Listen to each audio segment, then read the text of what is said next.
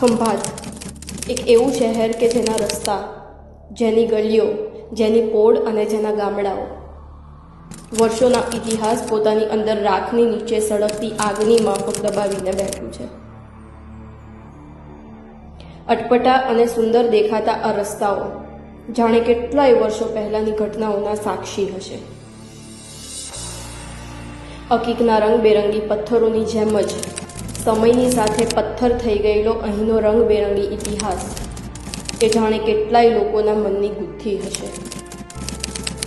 ખંભાત ઉર્ફ ત્રંબાવટી પોતાના અલગ અલગ નામોની જેમ તેની સાથે સંકળાયેલા અલગ અલગ ઉદ્યોગ તેમજ એ ઉદ્યોગની સાથે સંકળાયેલા તથ્યોને અજગરે જેમ ભરડો લીધો હોય એમ પોતાની અંદર સમેટીને બેઠું છે. ત્રંબાવટી સ્તંભ તીર્થનું સ્તંભ ચક્ર,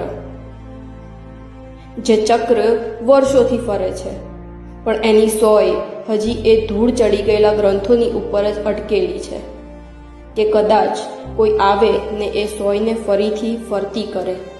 કહેવાય છે કે ભારતમાં સૌપ્રથમ ક્રિકેટની શરૂઆત ખંભાતથી થઈ હતી અને એની સાથેનો ઇતિહાસ પણ ક્રિકેટની મેચના અંતિમ પરિણામ વખતે જેમ હાર અને જીતની તાલાવેલી જાગે એમ રસપ્રદ છે.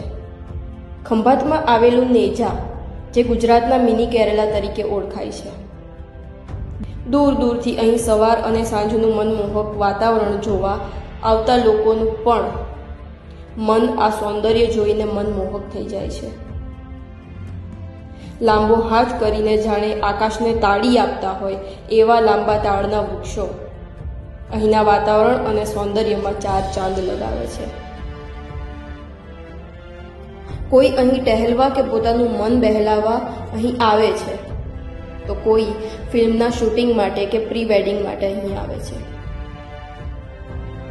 ખંભાતથી માત્ર 3 કિલોમીટરના અંતરે આવેલું આ નગર એ જાણે બાંહ ફેલાવીને પર્યટકોનું સ્વાગત કરતું હોય એમ પર્યટક બનીને આવેલા મહેમાનો માટે પોતાની કળા અને સૌંદર્યને ખુલ્લા હાથે પીરસે છે.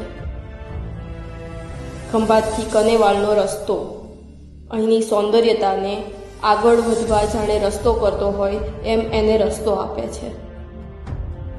અહીં શિયાળાની ઋતુમાં દેશ વિદેશથી આવતા પંખીઓ જાણે મામાના ઘરે વેકેશન કરવા આવતા હોય એમ હરખ અને ઉલ્લાસથી આવે છે અને પાછા વળતી વેળાએ એ ફરી પાછા આવવાની આશા સાથે અહીંની અઢળક યાદોને પોતાની સાથે સમેટીને લઈ જાય છે. જય સિકોતરમાં, રામના રમકડા, પરદેશી માયા અને શ્યામ તને સાચે જ કહું છું જેવા અનેક ફિલ્મોના શૂટિંગ અહીં થયા છે. આવા સુંદર દ્રશ્યો અને રસ્તાઓએ પોતાની અંદર રણના વમળની જેમ કેટલીય વ્યક્તિઓ, કેટલીય ઇમારતો અને કેટલીય ગાથાઓ પોતાની અંદર સમાવીને બેઠા હશે અને એને ઉજાગર કરવા માટે અમે લઈને આવી રહ્યા છે આપની સમક્ષ ત્રંબાવટી સ્તંભ તીર્થનું સ્તંભ ચક્ર.